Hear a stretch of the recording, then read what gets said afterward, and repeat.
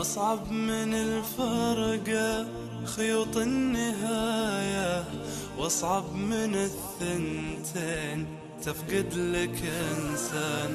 إنسان إنسان نادر وغاية، إنسان قلبه غيم ولسانه إحسان.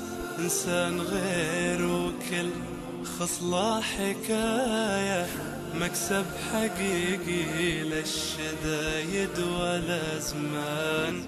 مستودع أسراري وبير الوصايا، لو خان وقتي وأقرب الناس ما خان. تشوف به حب البشر والهدايا، يشوف كل الناس أحباب وأخوان.